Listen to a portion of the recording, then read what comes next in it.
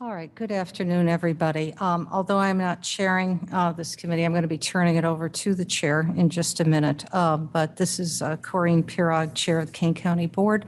Welcome to the Elected Officials Compensation Review Committee, Review Community Advisory Committee. It's a mouthful. It's Monday, March 28th, 2022. I'd like to call the meeting to order. Clerk, could you please call the roll? Lee, Yeah, present, sorry, Lee, I was like. Reed, Present. Klinkhammer. Here. Pirog. Here, very good. Present. Do we have any minutes? Jamie Labrillo is here as well. I did not have prepare minutes that I distributed prior to this. Okay. For any previous meetings. So everyone knows and is on record 1 week ago, last Monday, that would be March 22nd. We did meet informally at 21st at 4 p.m. The meeting lasted for about an hour. We just discussed the documents which have been reviewed, which will be reviewed today for public notification. To discuss just what this is all about and just to have our three members get a chance to get to know each other, to say hello. So it was a very informal meeting. Jamie Labrillo was also there in attendance to ask any questions. So it just gently putting together the rules of orders, and there was absolutely no decisions made at all during that discussion. So today we are meeting more formally, and with that, I'd like to turn it over to our chair of this Community Advisory Committee. And do we have any public comment? Yes, I was just going to sign before. Okay. Then why don't you, Mr. McClellan, why don't you just step up and say hello? Okay. Good afternoon. I wasn't going to speak today. I thought the full board was going to be here, and I was going to give you guys a break from me speaking. But on the way over, I had some concerns that came up, and I'd like to just address them now. I'm not going to speak to the actual decision to review or increase compensation. I'm going to speak to the process. First of all, I was wondering how the committee was selected. And actually, two of the members introduced themselves to me as they came in. And I asked them how they were selected. And they said they get a phone call from the board chairman. And I think that's kind of odd, especially since I know the name of the other committee member, and I know she's a past elected official. And the gentleman from Hampshire is also an elected official. And I really don't think elected officials should be deciding compensation on other elected officials. And my question was, do these three people, and I didn't know them before I walked in the room and didn't know who they were going to be, do they represent Kane County? And do they represent what the taxpayers of Kane County want as far as compensation for the employees of Kane County? And I'm assuming, since I'm talking to an agenda topic, I have 5 minutes.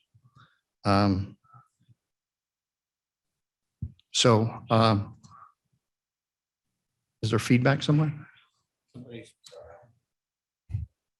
To my knowledge, there was no request of the public to come on the meeting, and I follow the school board and also the Kane County board very closely. And to my knowledge, nothing was done as far as, would you like to come and sit on this committee? So that leads me to think, or people to think, maybe not me, that it's a backdoor kind of thing. And I don't think that's the impression that the Kane County board should give to the residents of Kane County. I think this should have been an application process and said, you know, those who like to sit on this board or committee, please send a resume in, send your name in, and we'll talk to you. Not selective phone calls. That's not what I see as transparency. And then secondly, all of these committees that I've seen that talk about compensation always compare the compensation to other counties. That means nothing to me. It means nothing if you compare us to DuPage or to Lake or to Cook. This is not any of those three counties. This is King County. And everyone says, oh, well, they haven't gotten raises and people are going to leave. We're going to lose good people. Well, I sat here about 2 or 3 months ago when the interim human resource person spoke about people leaving and that she was having interviews as people left and asking them why. And she said that one of the board members asked to be updated on a monthly basis. And the response was, oh, there's not enough people leaving for you to be updated on a monthly basis. So if people aren't leaving, why are we even reviewing this? They don't seem to be unhappy with their salary if they're staying. And elected officials, of course, can't be unhappy with their salary because they've decided to run. If they were unhappy with their salary, they would have run for another county or another elected position somewhere. So I'm really concerned about what's going to come out of this committee. And will it represent the average Joe and the average Jane that lives in King County? And at this point, unfortunately, I believe it won't.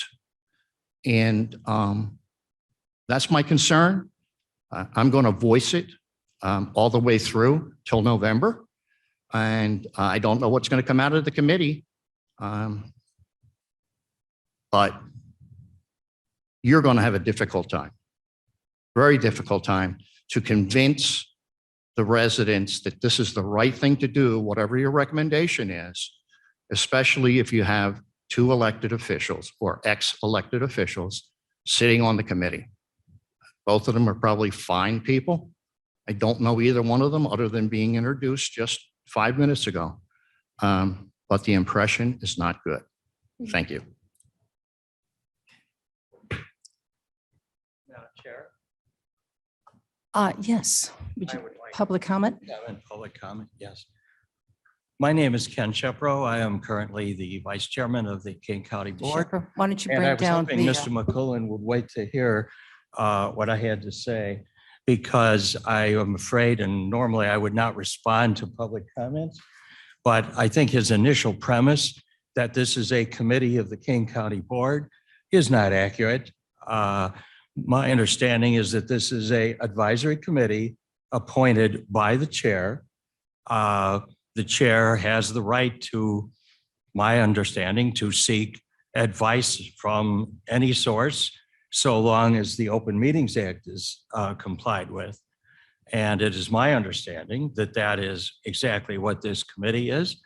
Perhaps that will come out in the course of the presentation, but this is not something that, although it's been done in the past, as I understand from my own historical knowledge, the advisory committee was to advise the county board chair and to make recommendations potentially to the chair and potentially to the county board.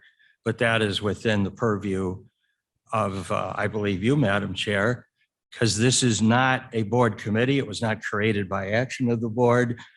And as I say, there is nothing to prevent the chair from seeking advice from any source that she wants, so long as the Open Meetings Act is complied with. And I believe that is one of the reasons why you are here today in this format. So I too look forward with great interest into what the process would be, what the basis for the comparison, as I am sure my fellow board members do. But I would disagree with the notion that this is somehow an effort by the King County Board to circumvent any process, that we didn't take any applications because we didn't establish a committee. So I wish you well. And as I say, this was done before. And my understanding is it was done in part because it was felt that other elected officials and members of the community might have a perspective to bring to this that might be lacking from board members or the current elected officials. But I guess we will see how that plays out. Thank you. Okay. May I respond to his comment? No, sir. Everyone gets their time frame. We've gone over the rules before, but certainly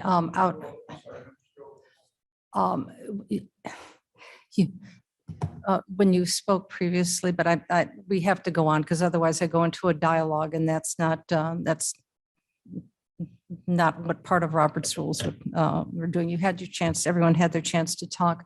So before I turn it over to Mrs. Klinkhammer, every 10 years, as we talked about this before, so just it's on public record, we have an opportunity to have a clean slate of all of our elected board members. Our county officials are elected for off year, some 2-year segments. So some of them get elected this cycle, some of them will get elected during the presidential cycle. So it's kind of so that everyone is not up all at the same time. But however, once every 10 years, the county board members are elected all at the same time. So it can be a clean slate. So this is an opportunity for all of us to review what the compensation could possibly be, an adjustment for our county board members, as well as this countywide elected officials, the 3 who are up this year, to amend their salaries. This is done as a regular basis, and this is the last part of my homework assignment to get this through as part of the decennial changes. First was the maps, then were the precincts, and now it's compensation. So this is the last of the 3. So that's why we're meeting. And if you are completed with recommendations today, they will be taken to the executive committee it'll be meeting next week. If you would, recommendations are not ready for that, we will bring it to the full board and have a subcommittee made of the executive committee, or I will have the executive committee meet in a special meeting to discuss this. So I can have a subcommittee of the executive committee, which will be made up of board members who will review and either accept, amend, or discharge your recommendations. So it'll be up to that subcommittee then will accept, negate, or amend your recommendations that you'll be making to them, and they will be bringing their recommendations then to the board for their acceptance and a vote. And it has to be voted upon, and I don't have the exact calendar date, but the first Monday in December, all of the county board members are sworn into office. So it has to be 180 days before that occurs. So we will do the back count, plenty of time for the executive committee next week. So they have that information as well. But I thought we'd do one step at a time, and so that I don't get ahead of myself, if we can just take a look at what you feel the compensation would be after your study. And we're here to answer any questions for you. And this is an informal, it's an informal setting, but please, this is an informal fact-finding discussion. And all of your thoughts are welcomed, and all questions are welcomed. And I got answers here. and Mrs. Labrillo also has answers. So we're here just to help guide you through that process. So with that, I'd like to turn this over to Mrs. Klinkhammer, who will lead our discussion. So it looks like we're on number 4 here. We are going on to number 4. Unfinished business. Thanks for all the information that we got. I mean, it was very helpful. Mike did throw out some information. Make sure you sit close to the mic, so just for the recording. Yeah. Mike had sent out what I thought was a really good plan as far as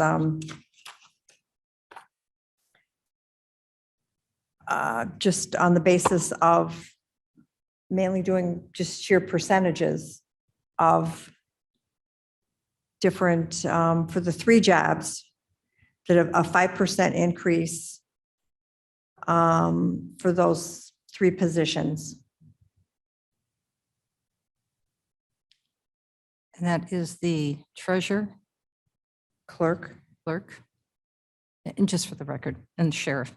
and the sheriff. I think that it's just for the matter of public record. I mean, it's probably good that we mention that the salaries have been frozen for a set period of time. Mhm. And that these haven't been reviewed. They were, it looks like in the history of the county, they were reviewed routinely, but it seems like there was some, for lack of a better terminology, infighting amongst the board as to whether or not to accept different recommendations and that kind of thing. So I just want to speak just for the record, the fact that this is not something that we're taking lightly, and it's something that we are working to try to correct within within means of the county and with respect to the taxpayers of this county as well. I think it's important that we note that. Right. And Okay. that's, I think, another one of the options then was to every year after that, to make sure that they at least were addressed to every year or every 2 years, with the 2%. And to that end, I mean, I did some research in different municipalities, not countywide, right? I did research with different municipalities within the county to kind of quell some of that. Well, why do we always look at other counties and compare to other counties? Because they're not our county. So if you look at different municipalities within our county so that we can refer to the same similar type roles within the county, there is in a lot of employment agreements or contracts that are public, those types of steps are built in long range, Mhm. right? And if it doesn't specifically give the percentages like we're talking about, it does specifically state that they are going to be reviewed on a yearly basis. Therefore, not committing to it, but specifically stating that there's a process in place for that to happen. And so as I looked at some of the stuff within the county for these positions, that wording doesn't exist at the current time. So is it the thought of this committee that once we put it, I mean, I guess I need the chairman's clarification, or maybe you guys know, once we make our recommendations and let's say that they move forward with it, then this is on the books and it's going to stay on the books until such time as it's removed. What will happen is that the board will eventually approve this, and then pending upon the board committee can either say that it will be a base salary plus a cost of living increase. They can set the amount that cost of living increase and could be fluid, depending if the COLA increases like it has this year, or it can be stagnant at 2%, 3%, whatever is discussed. So it can go either way. And that has to be set, that will be set for 4 years. And then when the new election cycle comes up, just for the countywide now, not for the board. But once they're up for election again, another 4 years. So this is 2, that's in 6. It can be adjusted again. Madam Chair, if I could say a few comments. First of all, I work for a not-for-profit in the county. I represent about 20,000 members that call King County their home. My wife is a nurse that serves at a school district. So pulling me on this as well as the other 2, I think we're excellent people who represent the county and live and eat in this county and serve people every day. Secondly, when I saw the information, it kind of appalled me that our county is not taking care of the people that I depend upon every day to keep me safe, to make sure my taxes are done well, to do the basic functions that I see as a citizen should be my right living in this county. Also, being a businessman, I know how tough it is in our environment today to hire quality people and to keep them. Anybody who picks up a paper sees this problem. It's chronic across our nation right now. So I did take the opportunity from our last meeting to talk to a lot of people, and everybody felt the same way. That who would work here if he hadn't had a raise in 8 years long term? how in the world do we keep quality people who want to do these jobs and come every day if we don't take care of them and see value in them? And I just wanted to share that I am proud that you're looking at this. I had no idea that things like this went on in government. In the private sector, this would never happen. Hmm. I mean, my average employee gets a 4 to 5% increase every year. And I still don't think they're probably paid enough, but I am a not-for-profit. But it enables me to serve the people in this community that want to join KCT Credit Union and not-for-profit and serve them the way they should be served. And when I look at the county, I think it's exactly the same way. So I'm very excited. I think it's more than fair that these people should have an adjustment.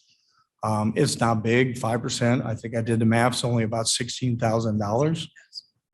And then ongoing, if you want to stay in this job market, you have to take care of people. But the 5% really doesn't fix anything. They're still underpaid, all of them, based upon, and you did a great job pulling the counties you pulled. That's not Cook, it's not the big counties. I mean, it's DuPage is in there, but there's a lot of other counties like Will that are very comparable or even less than us. So I think what you pulled was great information. And I just hope the board sees the value of this, because long range, I'm very concerned as a citizen that we're not going to retain and keep the kind of people we want to keep in Kane County serving us if we don't do something eventually. Absolutely. Yeah, and as a, former elected official, like I said last week, I've seen this happen where, they're not going to come to you and ask you for more money because they know that the public is going to have a certain opinion.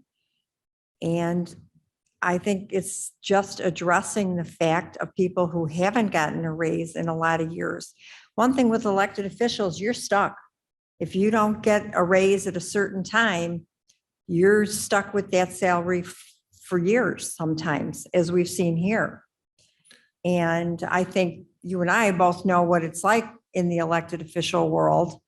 And thank gosh, we have a good financial person to help us along to see I don't think everybody perceives that elected officials are paid too much. Or they do perceive that they're paid too much. And I don't know that a normal citizen would look at it in the right way. If you're going to load a committee with 10 people who are just not happy that elected officials get paid at all. Oh, okay. Well, yeah, I mean, this is why people don't go into political office. I think that when we're talking about elected officials, I think that we need to just clarify that we're really speaking at this point only about the 3 positions, correct? Correct. So the Kane County Sheriff, the Kane County Coroner, and the auditor right auditor at this time. And as it pertains to this part of the conversation that we are having at this very moment, we are talking about those 3 elected positions. Right. Mhm. So you're recommending, are all 3 of you in agreement, a 5% increase? And then across the board for both the treasurer, the clerk, and the sheriff.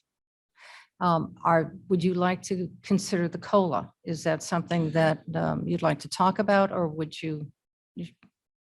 I think that it's needed, because at the same time, I think that just setting the salary once for every 4 years, I think that that's unfair. And I think that if somebody runs, I look at it from a public safety perspective only. Okay, so we can talk about the positions individually if we could, just for a moment. And I look at the job of the King County Sheriff, and I look at some of what his I don't know, proper terminology. What are the other like police chiefs in the county are paid? Okay, it's the one geographically not. I mean, if you look at what is a perfect example would be, and I'll call out what our village pays, right? So you look at what the police chief of Hampshire, Illinois makes in comparison to what what we would consider the police chief of King County makes. They're pretty close. And I would argue that the job, while I appreciate the job that Chief Thompson does, that he does a fantastic job for the village, I would argue that the job of the Kane County Sheriff is a much more, it's a different type of job, right? The geographically, it has to cover the same county. He has to manage more people. They have to manage different social circumstances and that kind of thing, and provide a service to the entire county. And a jail. Correct, and the jail.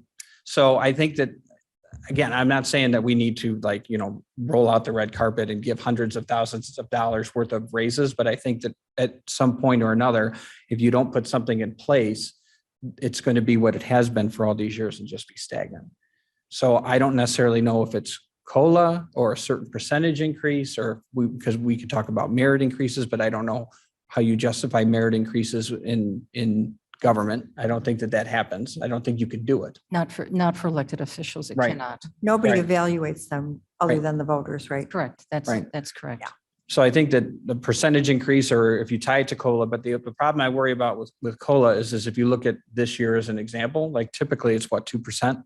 And it has been for several years, 2 or 3%. 2 to 3%. And then this year it's 7.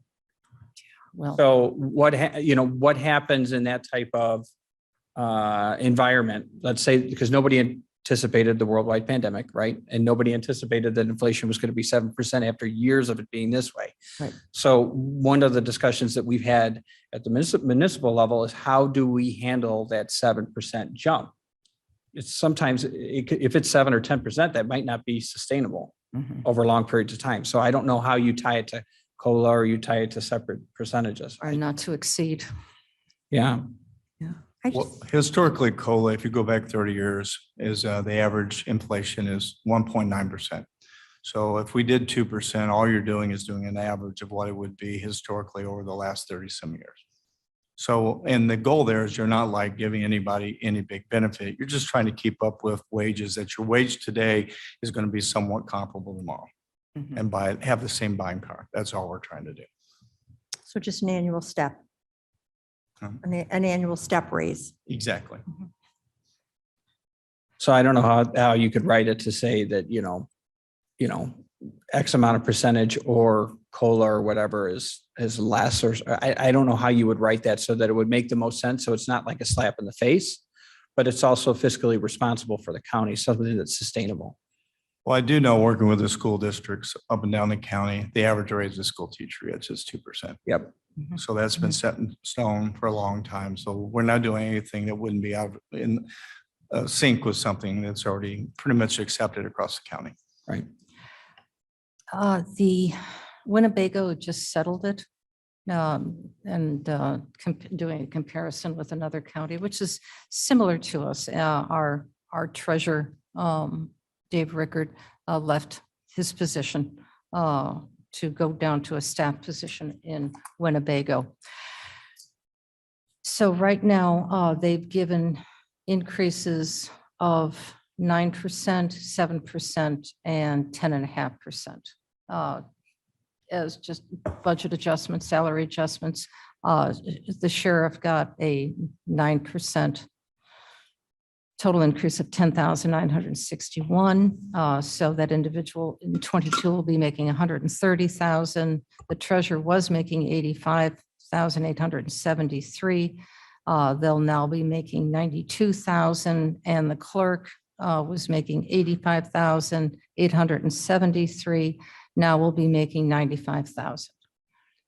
So that, and it also includes a COLA, but it doesn't determine what that COLA is. So I like your idea very much of keeping it at a set rate because it's very easy for our budget to be able to adjust to that without having the fluidity of the ups and downs of what may be happening in the near future.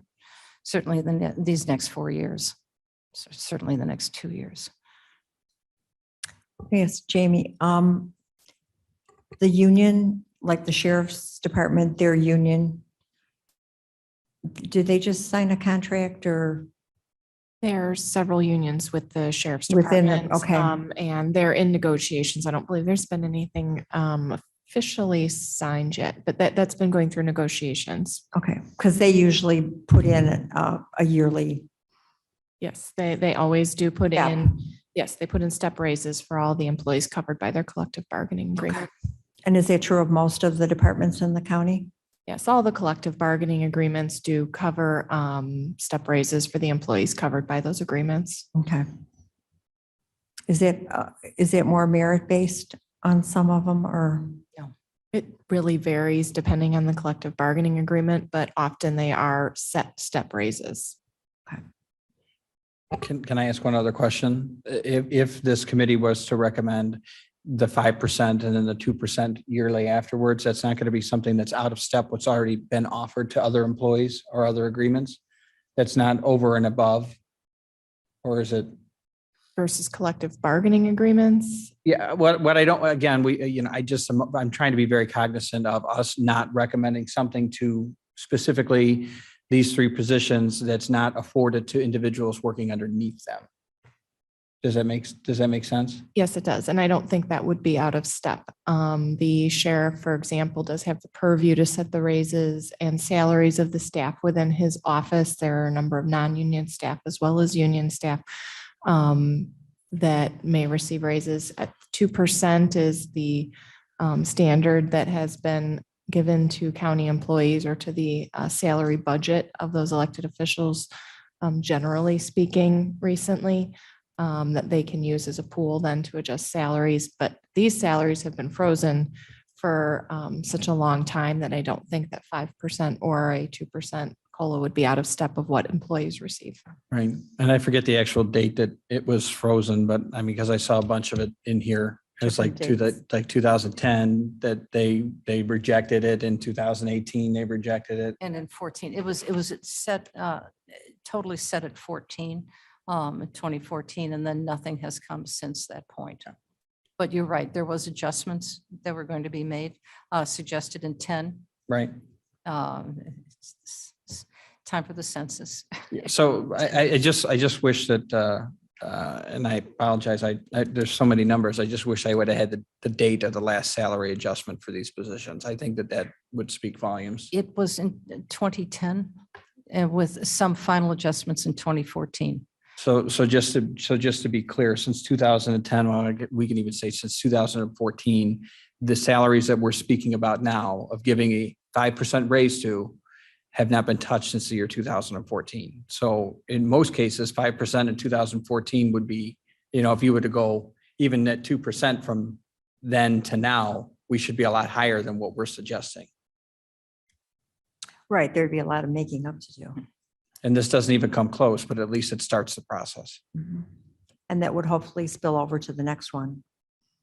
The next cycle of, In 2 more years, there'll be several other countywide elected that will be going through this exercise the same. And what is initiated here will most likely be initiated, I would think fairly, for the next set of candidates or elected officials. But there may be some adjustments to that as well. Okay. I'm comfortable moving forward with a 5% and then 2% in the years after. That's me. Is that the consensus of all three of you? Yes. Perfect. Yes. The total, the total was what, $16,000 $16,237. for those three. And then we can have I'm not the chair, so I apologize. I don't mean to step on Oh, anybody's toe. please, But step. no, I'm just saying, and then we can have the conversation about the King County Board members. Okay, so plus 2%? 2% annually. 5%. Would that, Percent annually. what would that have, like we were talking, would that have a It was, end date? Or it just was 16,257, 16,237. 37. Yeah. Gave them a pay raise already. With the 2%, would that be for the life of their term? For the 4 years, For the 4 years? for the Yes. 4 years, correct. That's So- correct. So that would be set, and that would, we look at, It would be an annual cost, and that would be factored into their compensation. We would just put together a chart for that to show what that 2% increase would be as we go out. So 22 would be established, 23, 24, and then up again on 25. No, I'm sorry, 23, 24, 25 into 26 for the new election cycle happening.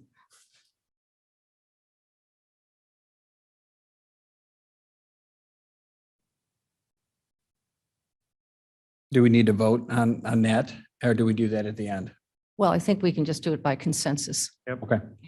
That's all, just consensus. Okay. Okay, very good. Okay, 24 county board members. Annual salary is 25,000. They get full coverage of health insurance if they so choose, if they need it. Some accept that opportunity, some choose not to. It's open to all, though. If needed, they can buy into it. We have several board members. I think it's just a very few who are tier 1 employees I am covered fully by IMRF. The remaining can choose to be part of IMRF. They no longer can opt if they were elected after September 2016. They are no longer eligible to participate in IMRF. Only those elected prior to that date who were participating may continue to participate, but IMRF changed its rules in September 2016 in response to changes in state statute. County board members are no longer eligible for IMRF. Okay, all right. It was 1,000 hours. It was 600 hours, but, and it remains, we have a 600-hour standard, but it's not based on hours. Regardless of hours, elected county board members are no longer eligible to participate in IMRF. Period. Yeah, and you are absolutely correct.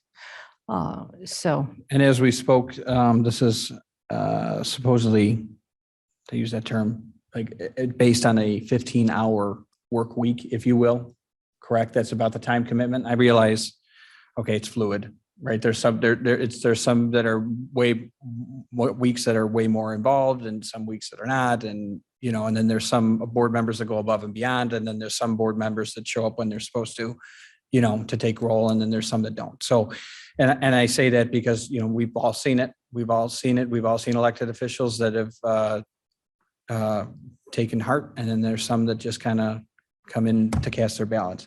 And this is the one that kind of gets me because this is more of like an aldermanic position or a trustee type position. So this role is not meant to replace your income, meaning like a sheriff, right? If he's a full-time police officer somewhere else, he would have to give up his job in that police department to run the entire police force, King County. Same with the other positions that we were talking to. And as I look at, this one, you have to go countywide, right? And this one, and then if you look at, they go county by county, and this one you have to, I looked at different trustee salaries and stuff. And I think the county's pretty generous with the King County Board salary. I just think that they are. And I know what the trustees make in other villages and other cities. And I think the King County Board is compensated pretty well for 15 hours a week. Again, with that asterisk, because I know that in some weeks it's more and some weeks it's less. It's based on what's going on and how many meetings, and you can't simply base it on 15 hours a week. That's my opinion. Yeah, I think at the board level, you have to be careful, because if you pay too much, then it becomes more of a push to make money than to serve and help mold the county.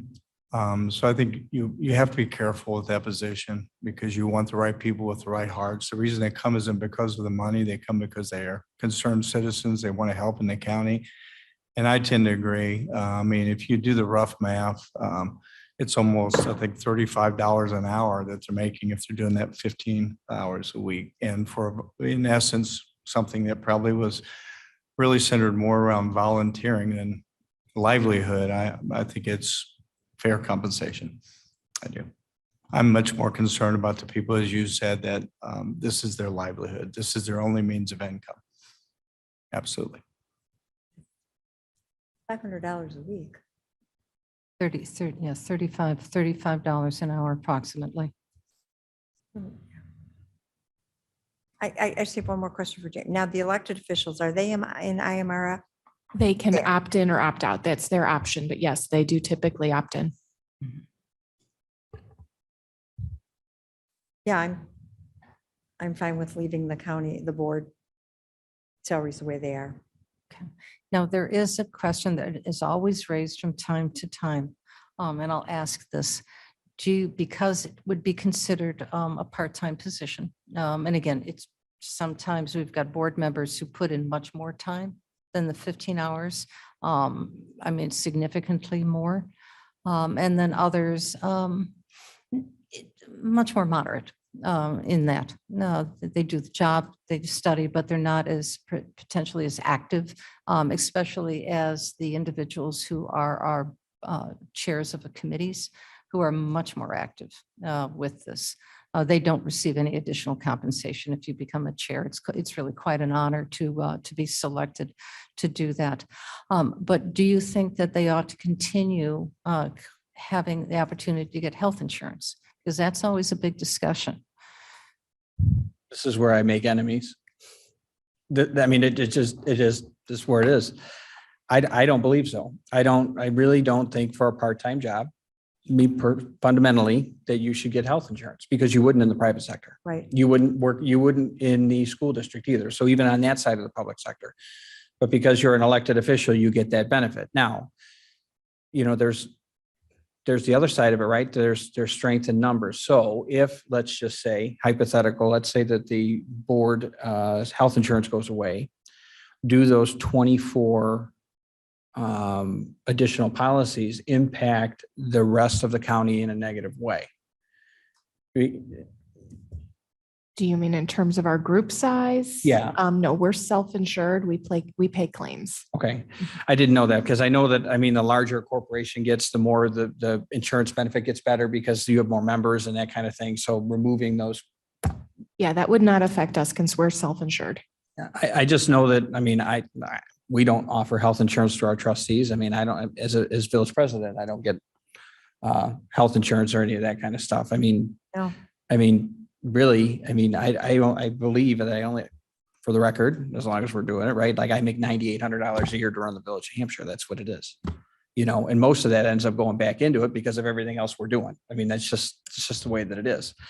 So, I mean, really, if I was doing this for the money, I could run for county board, get health insurance. That's probably pretty good. Well, I think a Get lot of better people salary. did. I mean, that was the reason that a lot of people did run for the county board, was because of the benefits. I'm not suggesting that that's the reason to do it at all, because we have some great people on the county board. Right. We really, and have had great people on the county board. I'm just saying the other side of the argument, right? Removing yourself from it because we're trying to advise them the best way possible. I mean, that's a pretty big benefit. Mhm. However, it's only guaranteed for 4 years, right? So if you do a good job on the county board, you can stay, right? Theoretically, if you make your neighbors mad, if you run for the sole purpose of getting health insurance, you're probably not going to stay in office very long. Right. But that always comes up, I think, on every election act, which is why I think one reason that they got rid of the IMRF, the pension benefit, was because, well, first of all, it was supposed to be a certain number of hours and people weren't necessarily putting that time in. But what would be the financial savings if you didn't offer it to the county board members? I can't remember the exact figure because it was some time ago when we ran those numbers, but it was significant. I want to say it was close to $100,000 a year in total benefits cost for board members. So it was a significant amount Yeah. in And estimated benefits. How many of our board members actually collect insurance It's about half. Yeah. at the average rate of about maybe 18,000 a year? I know it goes up. It ranges, so it depends. Some have family coverage, some are individual, some are couples. So it varies from around 10,000 to a family coverage plan can cost upwards of 25,000. I don't know that we have anybody on a family coverage. I don't know for sure. I would have to look. So does the county pay it for them and their families, or how does it work? They're eligible for coverage. Yes, as eligible for coverage, they can cover their legal dependents. So at that same end, I'm sorry, I guess maybe I should have asked for this information prior to, so I don't mean to put you on the spot, but how does your insurance plan rank compared to like what quote unquote normal plans would be? I mean, as in representative of our constituents, right? So would you say that it's better or worse than the common plan? Would say it's consistent on the side of good, consistent plan. We offer HMOs and PPOs. The PPO is not a high deductible plan. I think it's $750 deductible for the PPO. So it's a good Blue Cross Blue Shield plan, a quality plan. The county pays 83% of the cost and the employee bears 17% of the cost. That is based on claims paid and administration cost to Blue Cross Blue Shield, since we pay actual claims and every year we evaluate the cost of claims paid, expected growth, cost of administration fees, divide that out by the total number of participants to come up with a premium amount. But ultimately, the county actually pays actual claims. Seems to me like that's a pretty good benefit. It always has been. Yeah. And I would probably argue, based on the explanation, that there are a lot of people that live within the county that can't even qualify for a plan that good. So. And I think you also have to look at, I mean, board members really technically are not employees of Kane County. No, they're elected officials. And that's what, I mean, I think even in St. Charles, we always had to make the distinction that you don't get the benefits because you are not an employee of the city of St. Charles. You are an elected official. I think I'd get run out of office if I suggested that my trustees should get medical coverage. I think our community in Hampshire would run me out of office. I really don't think there are any, I don't know of any communities that still do that. Well, from the private sector's view, typically you can't even get health insurance unless you're putting in at least 30 hours a week. Probably, and a lot of the insurance companies won't even allow you to be under the group unless you do that. Probably part of the reason you're able to do that is because you are self-insured and you get to make some of your own rules. Because if you had a true Blue Cross fully funded program through them, I don't think they would allow that because their view is that's adverse selection. And I was in the insurance business for about 20 years. And what happens is you can just bring people in your group without a association of an employer. So think about that. Somebody could come on, have a health problem. It's a lot of insurance companies are very hesitant with that because that's how they have adverse claims sometimes, because you don't have that unity of a group, the explanation of why you deserve to have coverage under this organization. And at 15 hours now, that would never fly in the private sector. I mean, it's usually a minimum of 30 to 35 hours to even be eligible to be part of the health plan. So just FYI. So I'm hearing, is it your consensus to not offer health insurance for neither individual nor family health insurance to the 24 county board members? It's part of the compensation. Part of the compensation, yeah. Now, if this is something though that we would recommend to the executive committee, they could have a discussion themselves about it, right? Yes, of course. Oh, absolutely. Because we don't have any authority to make any decision anyway. We're just making the recommendation based on what we see. That's correct. That's accurate. That's accurate. Mhm. And once again, this is a discussion today. We did not talk about this as deep at the last meeting. So it's kind of new information for me. That's quite a benefit. It really is. I'm not saying to remove it, but I think it needs to be recognized that it's more than generous. Okay, very good. I brought that up because we had a number of board members who have talked about that previously in the past. And it was internal discussion amongst board members. It's nice to get a sense of what community people feel about that as well. I would argue that I'm sure that it doesn't come up much in conversation when somebody's running for county board. And I'm sure that most of the county doesn't realize that they're paying the bill for it. I'm sitting here and I can tell you, if I can make phone calls right now. We could do it right here. And I could go, did you know that the Kane County board members are eligible for full insurance paid by the county? And they'd say no. I guarantee.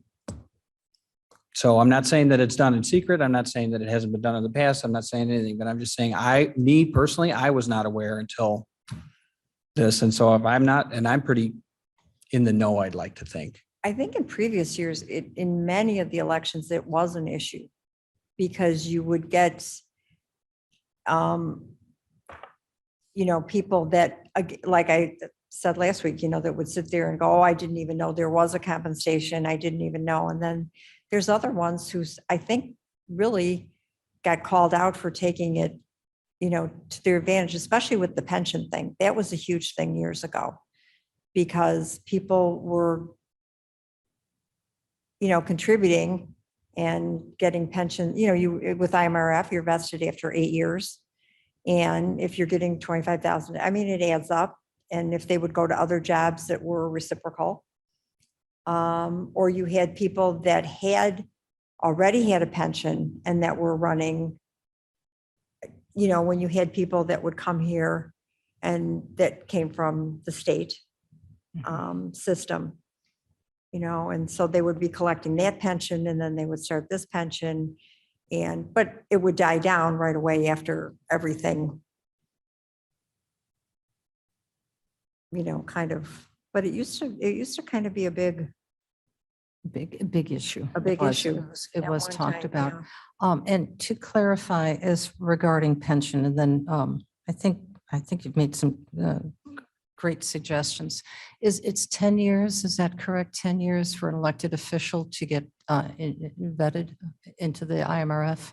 IMRF is in 2 tiers. If your first IMRF job was before January 1st, 2011, then you are tier 1 and you are 8 years to vested. If you were first hired into an IMRF position after that date, then you are tier 2 and you need 10 years to be vested.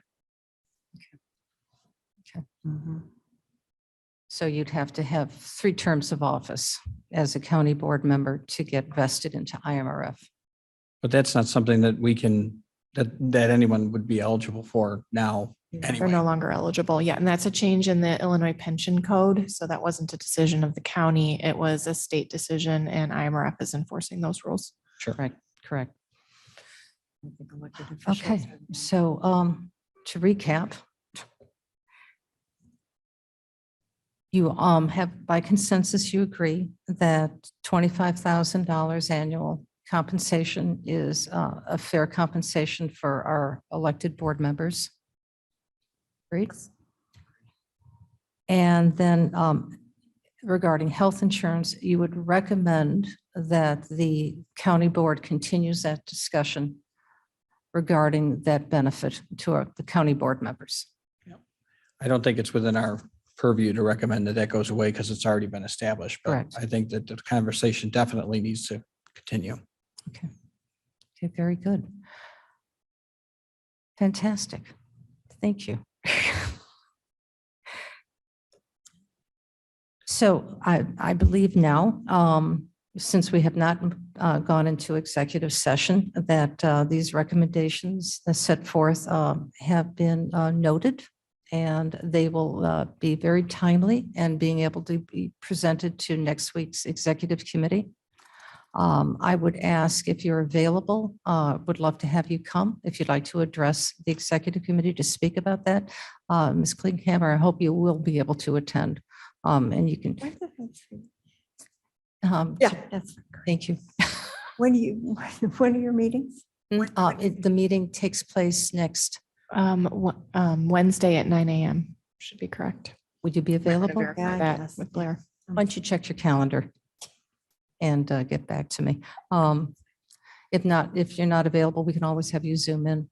But it's nice to have of the voice of this advisory committee speak to the executive committee. So it's not my voice or Jamie's voice, it's the executive, the advisory committee's voice speaking. And then, thank you. I cannot express my deepest, how much I deeply appreciate the time and effort and thought you put into this. This is going to be an important discussion for our board to have as it moves forward with making its recommendation for these 28 elected officials. 27. Very good. May I have a motion to adjourn? I'll make your motion. Thank you. Second. Second. All in favor?